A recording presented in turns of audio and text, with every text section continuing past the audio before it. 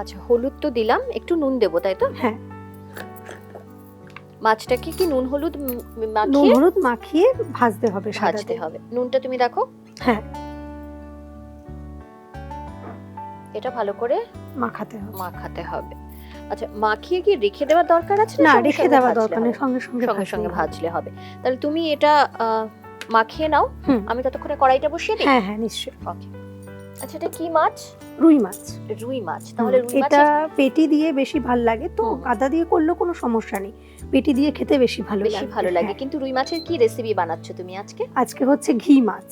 ঘি মাছ, তার মানে পুরো রান্নাটাকে ঘি দিয়ে হবে? না, সাদা তেলও থাকবে, তার মধ্যে ওপরে মানে ঘিয়ের সেন্টার জন্য একদম লাস্টে ঘি দেওয়া হবে। আচ্ছা, মানে অ্যারোমাটা লাস্টে ঘিয়ের থাকবে। ওকে, অন করে দিলাম। আচ্ছা, সাদা তেল বললে তার মানে মাছটা ভাজাও হবে সাদা তেলে? হ্যাঁ হ্যাঁ হ্যাঁ। আচ্ছা, আর ঘি মাছ বানাতে আমাদের সঙ্গে আজকে রয়েছে বর্ষা, তাই তো? বর্ষা কোথায় থাকো? আমি থাকি বারাসাতে। বারাসাত থেকে এসছো। আমাদের হেসেলে বোধহয় এটা প্রথমবার। হ্যাঁ, এটা প্রথমবার।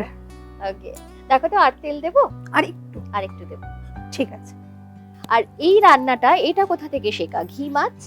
এটা আমার ঠাকুমা একদিন বানিয়েছিলেন, তো সেখান থেকেই শিখেছিলাম। তার মানে রান্না করতে তুমি ভালোবাসো? হ্যাঁ, কাউকে ভালো কিছু করতে দেখলে সেটা তুমি ফলো করো। একটু বাড়িয়ে দিই, তেলটা গরম হয়ে যাক। এই যে মাছটা ভাজবে, এটা কি খুব কড়া করে ভাজবে না হালকা? না, হালকা ভাজতে হবে। কড়া করে ভাজলে মানে বেশি ভাজা হয়ে গেলে কি হবে, মশলাটা অত ভালো করে ঢুকবে না। খুব বেশি ভাজতে হবে না, হালকা ভাজলেই হবে। আচ্ছা, তেলটা যদি ধোয়া বেরোচ্ছে মনে হয় হয়ে গেছে। এবার দিয়ে দাও তুমি।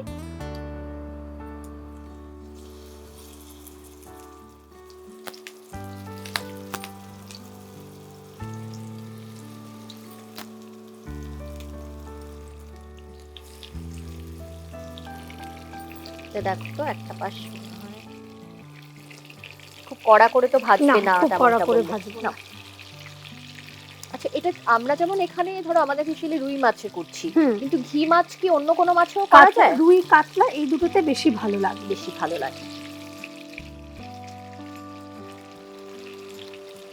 হয়ে গেছে না? হ্যাঁ, মাছটা প্রায় ভাজা হয়ে গেছে। আরেকটা প্লেট দিই তোমাকে বরঞ্চ। নাও।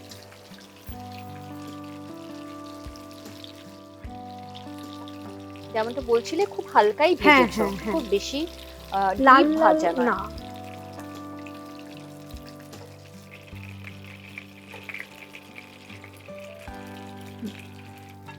এবারে কি দিচ্ছ? এবারে আমি কিছুটা তেল কমিয়ে রাখবো, কারণ এতটা তেল লাগবে না আমার, তো একটা বাটিতে একটু তেলটা তুলে রাখতে হবে।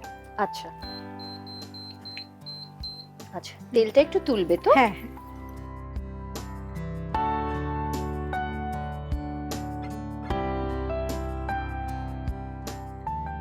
লাগলে আবার পরে এটা থেকে অ্যাড করে নেওয়া যাবে। আচ্ছা, এবারে কি দিচ্ছ? তেলের মধ্যে তেজপাতা আর শুকনো লঙ্কা ফোড়ন দেব। আর তেজপাতা একটা। এবারে এটা একটু ভেজে নিয়ে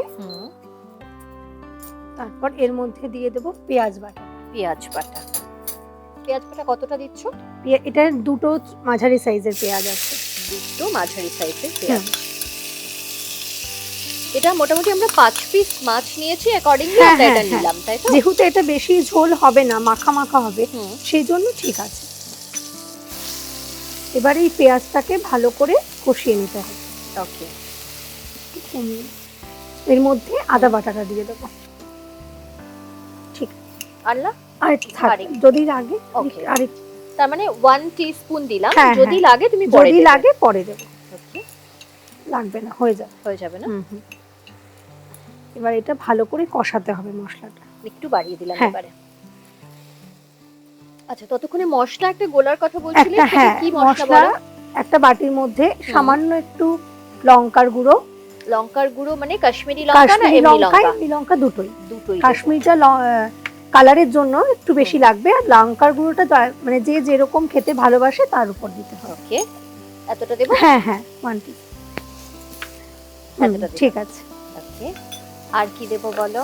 আর যাবে একটু জিরে গুঁড়ো আর সামান্য ধনে গুঁড়ো। এতটা জিরে গুঁড়ো দেব? হ্যাঁ।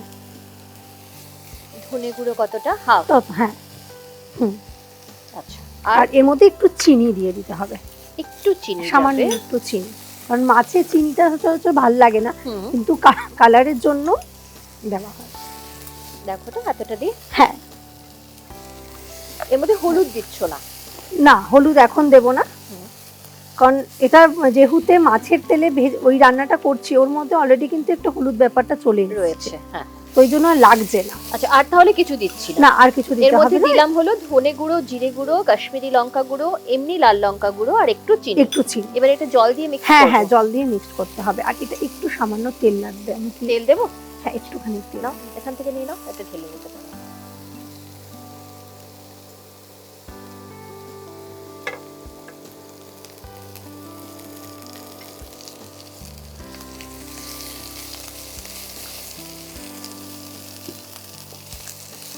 এবারে ওই মশলা গোলাটা এর মধ্যে দিয়ে দিতে হবে। আচ্ছা, রসুন এখন দিচ্ছ না? না, রসুন এটাই দেব না। দেবেই না। রসুন দিলে ঘিয়ের ওই ফ্লেভারটা ঠিক আসবে না, আসবে। যার জন্য রসুনটাই রান্নায় ব্যবহার করব না। এবারে এই যে মশলাটা গুলেছি এটা দিয়ে দেব। এটা দিয়ে দেব।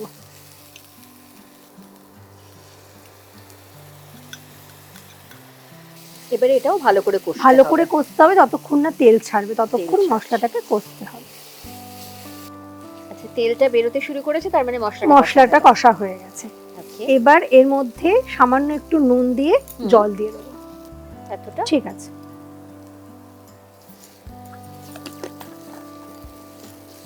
এবার একটু জল দিয়ে দেবো। এবারে জল দেবো তো? জলটা তুমি দেখো। ঠিক আছে।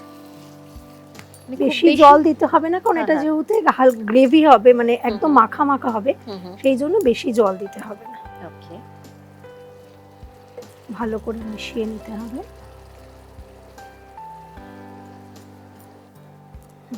এবারে এটা ফুটতে দেব। এবারে কিছুক্ষণ এটাকে ফুটতে দেব।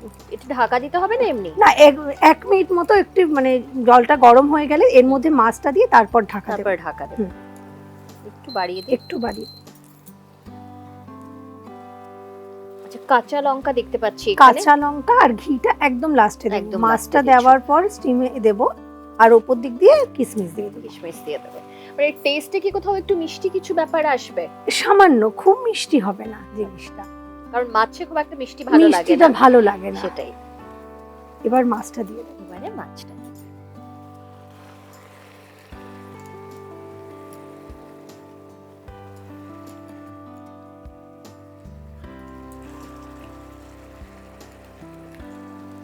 ভাজার তেলটা দিয়ে দেব। আচ্ছা, আমি অনেক সময় মাংস করলেও এরকম করে করি, মানে মাংস ধরুন কখনো ভেজে করছি, তখন ওই ভাজার পরে যে তেলটা থাকছে সেই তেলটা আমি দিয়ে দিই, তাহলে ওই গন্ধটা ওর মধ্যে থাকে, ফ্লেভারটা ওর মধ্যে চলে আসে। একটু উল্টে দেব, তাহলে কি মশলাগুলো ভালো করে মিশে যাবে। এবার এটাকে ঢাকা দিয়ে দেব। ঢাকা দিয়ে তাও কতক্ষণ রাখতে হবে? ঢাকা দিয়ে ঝোলটা টেনে নেওয়া অবধি, জলটা মজে যাওয়া অবধি। মিনিট 2-3। হ্যাঁ, মিনিট 2-3 রাখি। আচ্ছা, মিনিট 2-3 তো হয়ে গেল। একবার একটু দেখো তুমি। হ্যাঁ হ্যাঁ, আচ্ছা, এরকমই ড্রাই হবে না? এরকমই ড্রাই হবে। ওকে, জিনিসটা এরকমই ড্রাই হবে। এবারে আমি এটাকে অফ করে দেব। অফ করে দেব। আচ্ছা, অফ করে দেওয়ার পর উপর থেকে ঘি আর কাঁচা লঙ্কাটা দেব। এতটা দিই? হ্যাঁ হ্যাঁ।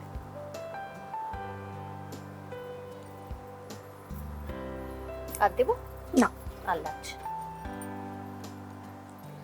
আর কাঁচা লঙ্কা, কাঁচা লঙ্কা কুচি দিয়ে দেব তো? আর দেব না, আল্লাহ। আর একটু কিশমিশ দেব।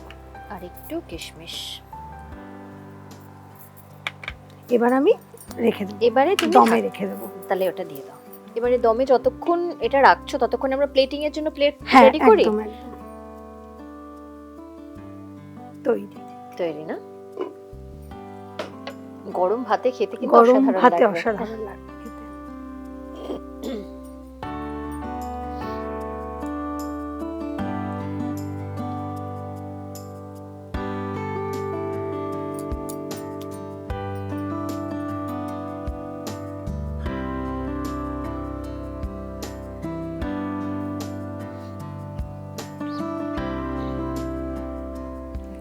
তৈরি? তৈরি। ঘি মাছ, যদিও আমরা আজকে ঘি মাছটা বানিয়েছি রুই মাছ দিয়ে, তবে কেউ যদি মনে করেন এটা কাতলা মাছ দিয়ে করবেন সেটাও করতে পারেন। এত সুন্দর একটা রেসিপি তৈরি তো করলে, এবারে তোমাকে আর আমাকে খেয়ে দেখতে হবে এবং আমাদের দর্শকদের বলতে হবে যেটা কেমন হয়েছে খেতে। ওকে, চলো।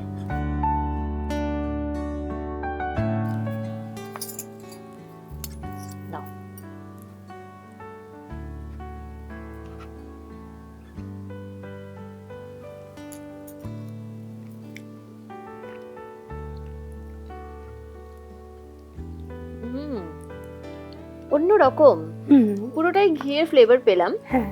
আর কোথাও যেন আমার মুখে যেহেতু কিশমিশ পড়লো, তো সব মিলিয়ে সুন্দর একটা মানে ফিল হচ্ছে মুখের মধ্যে। মাছ, তার মধ্যে একটা ঘি, তার সঙ্গে কিশমিশ, খুব ভালো খেতে হয়েছে। মানে গরম ভাতের সঙ্গে তো অসাধারণ লাগবে, ভালো লাগবে। সত্যি অসাধারণ একটা রেসিপি, ঘি মাছ। যারা বাড়িতে ভাবছেন বানাবেন, রুই মাছে তো বানাতেই পারেন, তবে কাতলা মাছেও বানানো যায়। তাই মাছের দুটো অপশন রয়েছে আপনাদের কাছে। অবশ্যই বাড়িতে একবার ট্রাই করুন, করে কেমন হলো জানাতে কিন্তু ভুলবেন না।